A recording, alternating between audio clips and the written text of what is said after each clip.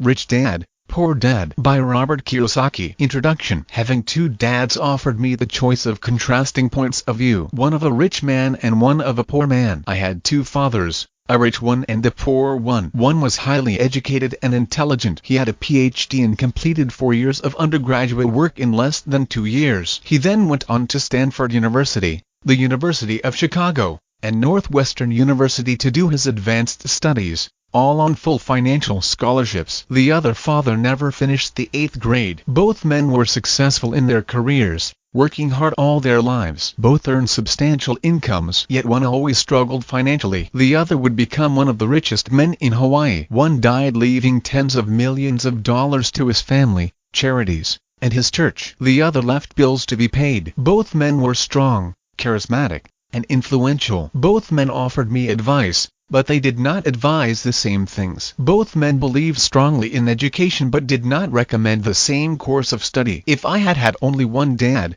I would have had to accept or reject his advice. Having two dads offered me the choice of contrasting points of view, one of a rich man and one of a poor man. Instead of simply accepting or rejecting one or the other, I found myself thinking more, comparing, and then choosing for myself. The problem was that the rich man was not rich yet, and the poor man was not yet poor. Both were just starting out on their careers, and both were struggling with money and families. But they had very different points of view about money. For example, one dad would say, "The love of money is the root of all evil."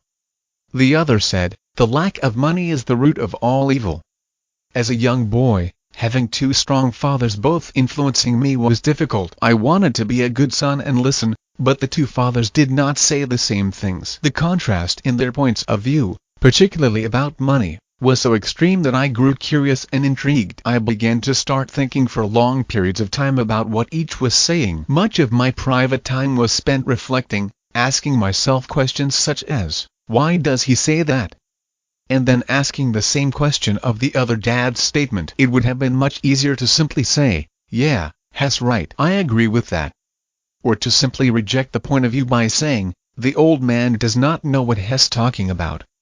Instead, having two dads whom I loved forced me to think and ultimately choose a way of thinking for myself. As a process, choosing for myself turned out to be much more valuable in the long run than simply accepting or rejecting a single point of view. One of the reasons the rich get richer, the poor get poorer, and the middle class struggles in debt is that the subject of money is taught at home, not in school. Most of us learn about money from our parents. So what can poor parents tell their child about money? They simply say, "Stay in school and study hard."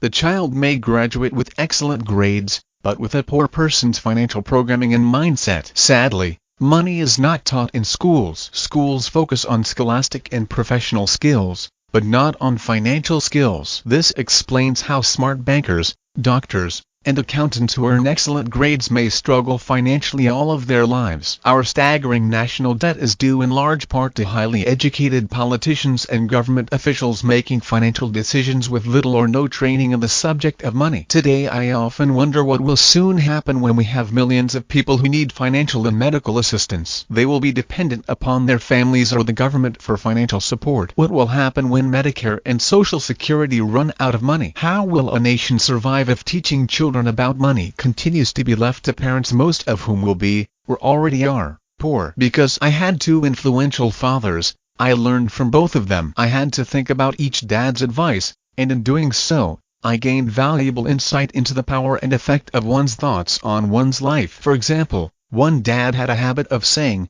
"I cannot afford it." The other dad forbade those words to be used. He insisted I ask, "How can I afford it?" One is a statement, and the other is a question. One lets you off the hook, and the other forces you to think. My soon-to-be rich dad would explain that by automatically saying the words "I cannot afford it," your brain stops working. By asking the question "How can I afford it?"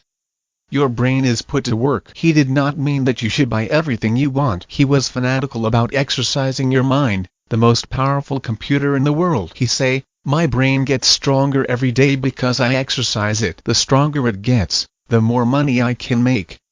He believed that automatically saying "I cannot afford it" was a sign of mental laziness. Although both dads worked hard, I noticed that one dad had a habit of putting his brain to sleep when it came to finances, and the other had a habit of exercising his brain. The long-term result was that one dad grew stronger financially, and the other grew weaker. It is not much different from a person who goes to the gym to exercise on a regular basis versus someone who sits on the couch watching television. Proper physical exercise increases your chances for health, and proper mental exercise increases your chances for wealth. My two dads had opposing attitudes, and that affected the way they thought. One dad thought that the rich should pay more in taxes to take care of those less fortunate. The other said, taxes punish those who produce and reward those who do not produce. One dad recommended, study hard so you can find a good company to work for.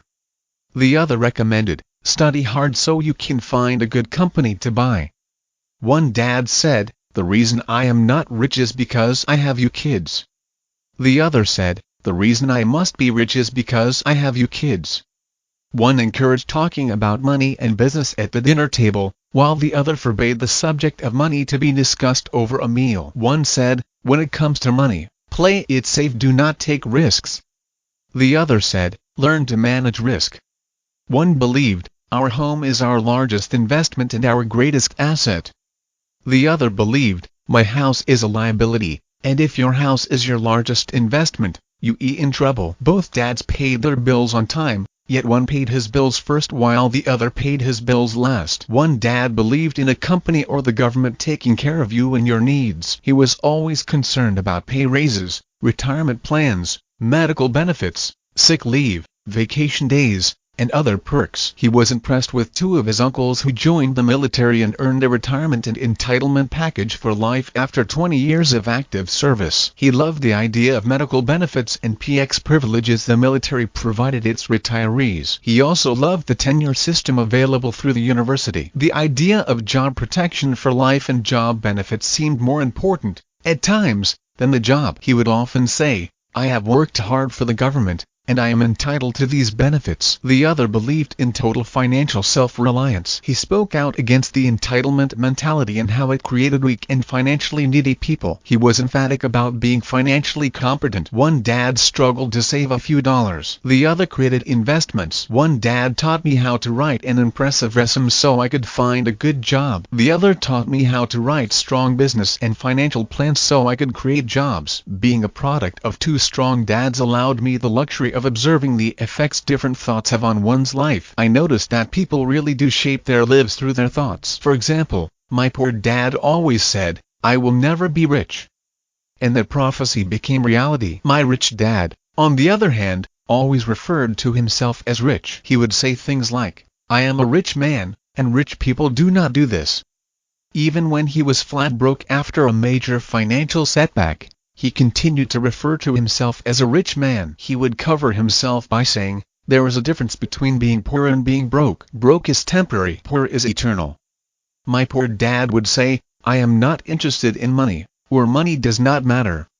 My rich dad always said, money is power. The power of our thoughts may never be measured or appreciated, but it became obvious to me as a young boy that it was important to be aware of my thoughts and how I expressed myself. I noticed that my poor dad was poor, not because of the amount of money he earned, which was significant, but because of his thoughts and actions. As a young boy having two fathers, I became acutely aware of being careful about which thoughts I chose to adopt as my own. Should I listen to my rich dad or to my poor dad? Although both men had tremendous respect for education and learning, they disagreed about what they thought was important to learn. One wanted me to study hard, earn a degree, and get a good job to earn money. He wanted me to study to become a professional, an attorney or an accountant, and to go to business school for my MBA. The other encouraged me to study to be rich, to understand how money works, and to learn how to have it work for me. I do not work for money, was words he would repeat over and over. Money works for me. At the age of 9, I decided to listen to and learn from my rich dad about money. In doing so, I chose not to listen to my poor dad, even though he was the one with all the college degrees. A lesson from Robert Frost. Robert Frost is my favorite poet. Although I love many of his poems, my favorite is The Road Not Taken. I use its lesson almost daily. The road not taken. Two roads diverged in the yellow wood, and sorry I could not travel both, and be one traveler. Long I stood, and looked down one as far as I could, to where it bent in the undergrowth. Then took the other, as just as fair, and having perhaps the better claim because it was grassy and wanted wear, though as for that the passing there, had worn them really about the same, and both that morning equally lay, in leaves no step had trodden black. Oh, I kept the first for another day. Yet knowing how way leads on to way, I doubted if I should ever come back. I shall be telling this with a sigh, somewhere ages and ages hence. Two roads diverged in a wood, and I took the one less traveled by, and that has made all the difference. Over the years, I have often reflected upon Robert Frost's poem. Choosing not to listen to my highly educated dad's advice and attitude about money was a painful decision, but it was a decision that shaped the rest of my life. Once I made up my mind about whom to listen to, my education about money began. My rich dad taught me over a period of 30 years until I was 39 years old. He stopped once he realized that I knew and fully understood what he had been trying to drum into my often thick skull. Money is one form of power, but what is more powerful is financial education. Money comes and goes, but if you have the education about how money works, you gain power over it and can begin building wealth. The reason positive thinking alone does not work is because most people went to school and never learned how money works, so they spend their lives working for money. Because I was only 9 years old when I started, the lessons my rich dad taught me were simple. And when it was all said and done, there were only 6 main lessons, repeated over 30 years. This book is about those 6 lessons, put as simply as possible, just as simply as my rich dad put forth those lessons to me. The lessons are meant not to be answers, but guideposts that will assist you and your children to grow wealthier no matter what happens in a world of increasing change and uncertainty.